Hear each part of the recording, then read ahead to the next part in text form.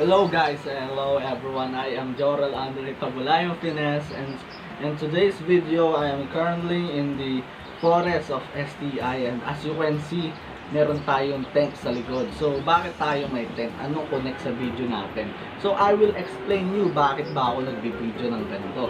So in today's video I will teach you how to do not just basic but super mega ultra mega super advanced knot tying techniques.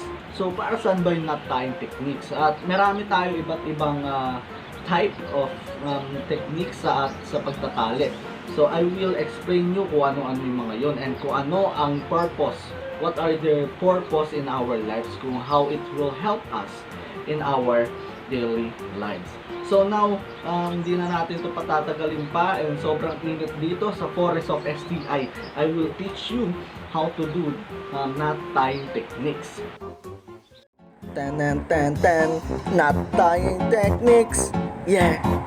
So first, before we start doing or executing some of the techniques, you just need to prepare first rope, which is it can be a different color. Yan. As you can see, that is a shoelace. So gawa-gawa tayo ng paraan if wala tayong maayos or magandang knot na tali. And then the second rope is ito naman. So as you can see, this is black color. Yan. So our two ropes must be in different color. So in first rope we have the black color, and then in the second rope we have something grayish color. So di lang doon nagtatapos ang ating in our materials that we need in executing this knot tying techniques. So second and third we need is this kind of object. So ito is nakuha ko lang somewhere, hindi ko na alam kung saan kung para sa bato o panghampas ba ng bala. So this is just some simple pole or object that can support us later for executing or showing you the techniques in knot tying technique. So kakailangan natin to dahil some of the techniques are need to be shown with this kind of pole or support. So I will show you what is the best and easiest different kind of knot tying techniques. So ano pa hinihintay nyo? Let's go! So the sheet bend or the weaver's knot is widely used by the sailors for uniting the two ropes of different sizes. The end of the one rope is passed through a loop of the other. It is passed around the loop and under its standing part or the longest part. An ordinary fish net is a series of sheet bends. The fisherman's or anchor bend is an especially strong and simple knot that will not jam or slip under strain and can be untied easily. The knot is used to attach a rope to a ring, hook, anchor, or another object. It is made by taking 2 rounds of the rope around a solid object, then passing the end under both turns to form a pair of half hitches. When not under strain, however, the fisherman's bend may slip loose if the free end is not secured. So, how to tie a sheet bend knot? First technique.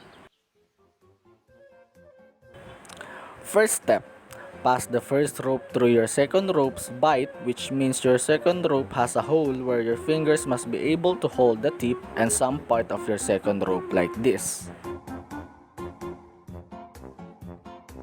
Second step, wrap it around the bite or hole and tack it under itself.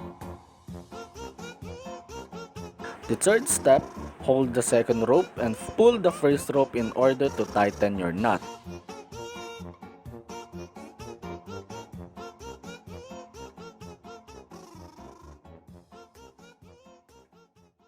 So next is the taut line hitch. So this knot can be slipped to tighten or loosen a line, then holds fast under load. Useful for lines that may need adjustment.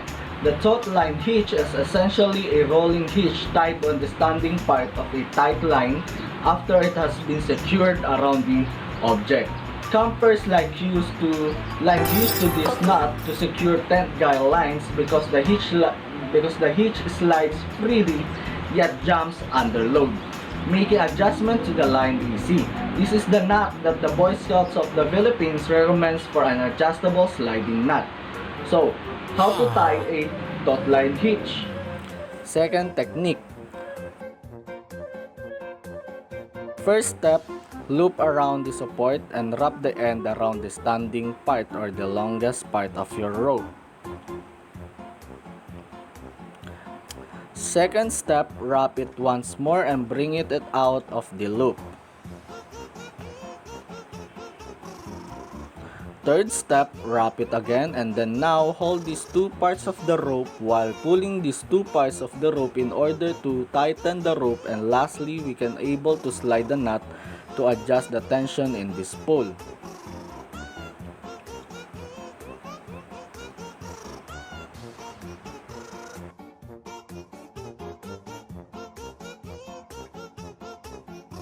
So the third knot tying technique is round turn and 2 half hitches. So the strong knot consists of two parts, a round turn and a 2 half hitches. The first part takes the initial strain and controls the load as you complete the knot. It also provides the friction against the support. It is critical for holding mooring lines. It fastens a rope to a fixed object such as a post, tree, ring, or column. It retains 75% of the line strength. The round turn and 2 half hitches is very useful for attaching a rope, especially to ring, bar, pole, or dock post, although probably less secure than the anchor or the fisherman's hitch. So, how to tie a round turn and 2 half hitches knot? First step, wrap the end or the tip of the rope around the support like this pole. Second step, wrap the end of the rope around the standing part or the longest part of the rope. And then, make another turn as doing a half hitches knot but 2. Next is take the end of the tip of the arrow out of the loop, and lastly, you just only need to tighten the tension of your rope and now you are ready and done.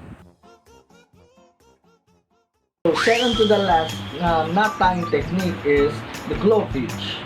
The glove hitch is also called a builder's knot or a rat line hitch because it is made by passing the rope's end around an object and then crossing it over the rope standing part to form a loop. Then passing the end around the object again to form a second loop through which the end is passed. This knot is used to temporarily fasten a rope to a spar, mast, or tree rank, and so on. The knot can be detached simply by lifting it off the object. The glove hitch rarely slips, but it can work loose with continuous tugging. It considered to be the one of the most important knots alongside of the sheet bend and bowline. Also known as the double hitch, it is simply the two back-to-back half hitches around the cylindrical objects such as tree, the axe, or the post. It causes an efficiency loss of approximately 40%, and the quick release knot can also be tied with webbing. It can be an interesting forest school activity, and that is the glove hitch. So, how to tie a glove hitch? Fourth technique. First, hang your rope from the support or the objects like this pole are currently using. Second step is loop the rope around the pole or the support with the end tip of your rope. And then, the end tip of your rope must pass this support from behind the rope which has been wrapped after the second step. Lastly, pull the end tip of your rope to tighten the tension in the rope that wrapped in the pole, and that is how you complete a glove hitch knot.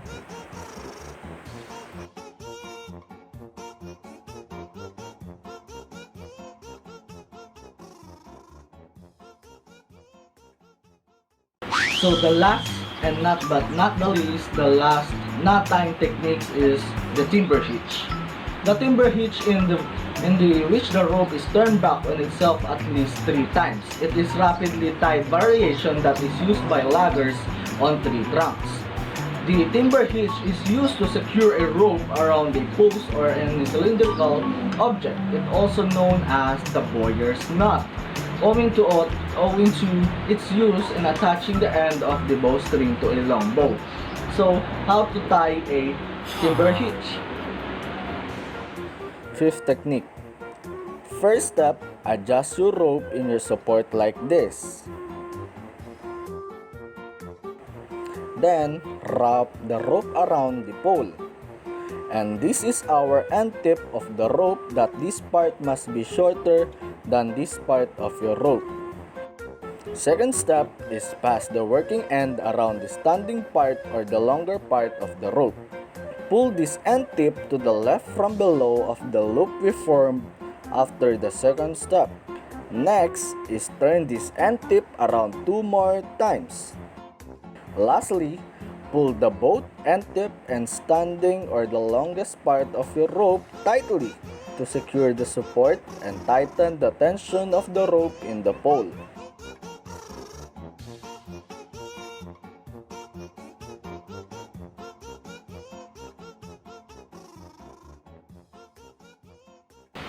So, ayun na nga guys, that is only for today's video, and I hope you have learned something about this video, which is about the 5 different type of knot tying techniques. And always remember that this is not just tali-tali, or this is not just tying a rope.